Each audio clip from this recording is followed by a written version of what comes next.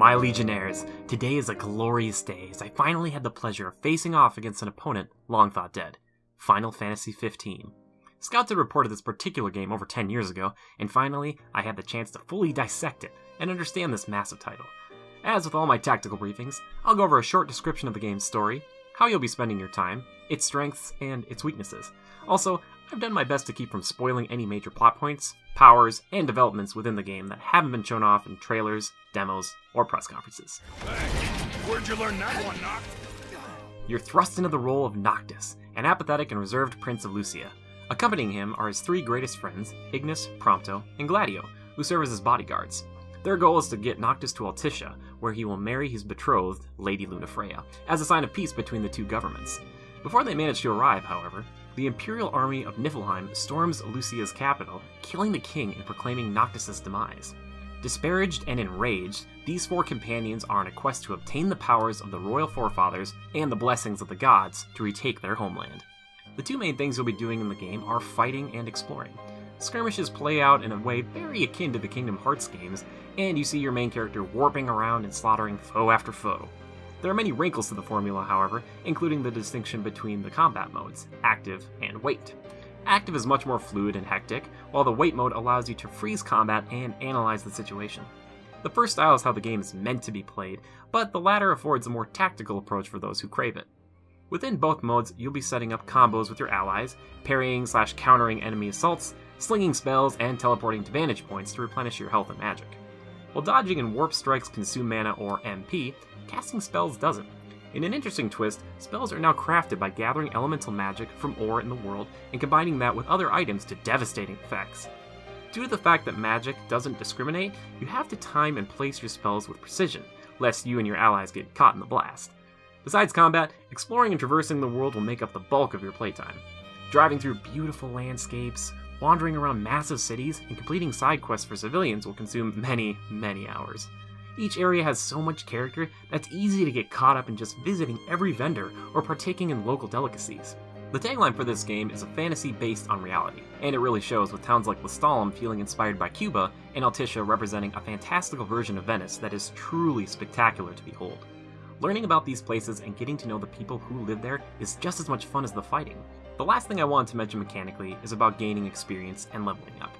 After completing missions, finishing side quests, and killing monsters, you gain experience. This is put into a pool for each character until the next time that they rest. If you choose to rest at a hotel or camper, you can increase the XP you've gained, allowing you to level even faster. On the other hand, making camp out in the wilderness allows Ignis to cook up a meal for free, which affords your various stat boosts to the party during the next day. Upon leveling, you are granted ability points, which you can allocate in your group's skill trees. They range from allowing you to gather more elemental magic from ore, to new combination attacks, to general stat increases.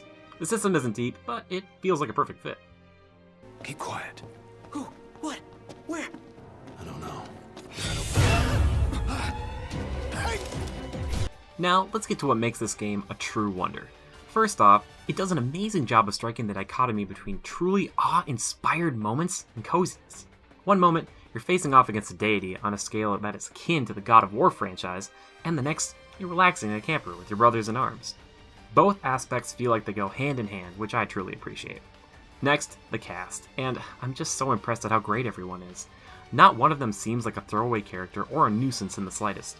The four main protagonists all have depth and a purpose for being on this journey, and each fill out a role in the group. Ignis is the tactical den mother, so to speak. Gladio is the brawn/people person. Noctis is the sarcastic but kind-hearted linchpin, and Prompto is the comic relief who's always trying to prove that he belongs. The banter between all of them is so good, and the voice acting is spot on. Even the secondary characters are all outstanding. Gladio's little sister Iris, the mercenary dragoon Aranea Highwind, and Cor the Immortal are each wonderful in their own way, and could potentially even star in their own games. They're that good! This isn't even mentioning the other main players like Lady Lunafreya or Arden.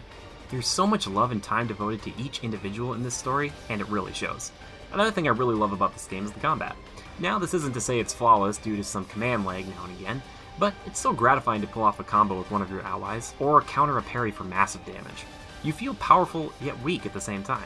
The only reason you overcome enemies stronger than you, more often than not, is because of your friends.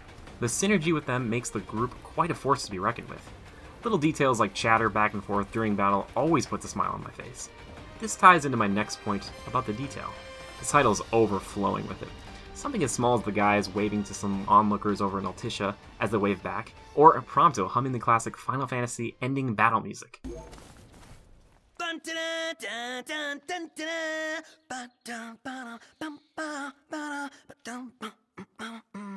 This sounds like you're having fun. Even the references to other franchises like Lord of the Rings never fails to put me in a good mood. The great part is, they never feel forced or unwarranted. It just incentivizes you to explore each back alley, bridge, or town square you might happen upon. The cities don't feel as alive as, say, the ones in Witcher 3, but between the welcome greetings on the street to the inviting nature of each diner or cafe, make you want to spend hours eagerly anticipating what's beyond the next corner.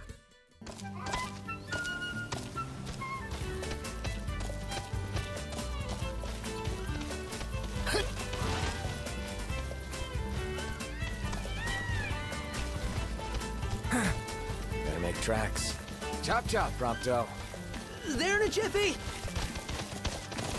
No game is without its flaws, and FF15 isn't any different. The most grating one was that of lip syncing, which was a problem that persisted throughout the game. It wasn't game-breaking by any means, but usually sapped the gravity from any serious situation. Common open-world bugs and issues were relatively prevalent, like texture pop-in and characters walking the walls indefinitely. One very strange issue I would get every once in a while was that the screen would go all fuzzy and make a terrifying noise. I thought the game had crashed, but after about 2 seconds, it's as if nothing had happened. Beyond that, nothing substantial. As I stated before, the combat is fun, but not perfect. I feel as if it's at 90% of the way to excellence, and the next iteration will be perfectly polished. That's not to say it looks bad. On the contrary, it looks beautiful, with the magic really showcasing how gorgeous this game can truly be. The commands feel just a tad sluggish, but rarely impede upon one's desired input. Are you sure you weren't like that kid, Iggy? Very positively sure. What was he like?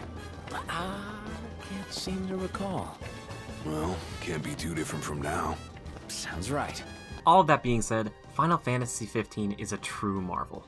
The characters, the settings, and the skirmishes work so well together, and you can tell equal parts time and love were used on them abundantly. There are truly awesome moments that made my jaw hit the floor and had me tear up with delight. Despite minor glitches and technical errors, the game more than makes up for it with the sheer amount of quests to tackle, monsters to slay, and regions to explore. For a franchise that prides itself on innovation rather than iteration, Final Fantasy XV surges forward in a bold and beautiful direction that will have a lasting impact on its successors and competitors alike. Agree with my review, Soldier? Let me know in the comments below, and feel free to like/subscribe to join the Legion today. If you really want to help bolster our ranks, share this review with a friend. I really appreciate it. If you're interested in seeing Final Fantasy XV live and in person, drop by my Twitch channel. Thanks for stopping by. Adapt and overcome. I'll see you next time. For a little bonus for those who stayed up until this point, I want to talk about the dual nature of Final Fantasy XV for a moment. Epic moments and relaxing sojourns. Not since Final Fantasy X have I felt truly blown away by summons, and this game takes it to a whole other level. I just love the chance to see them show up and lay waste to all. I almost jump out of my chair every time I call them in. Man, oh man, do I love the 6 gods. On the other hand, cooking with Ignis, taking pictures of Prompto, and especially fishing with Noctis is soothing and fun. This game has it all.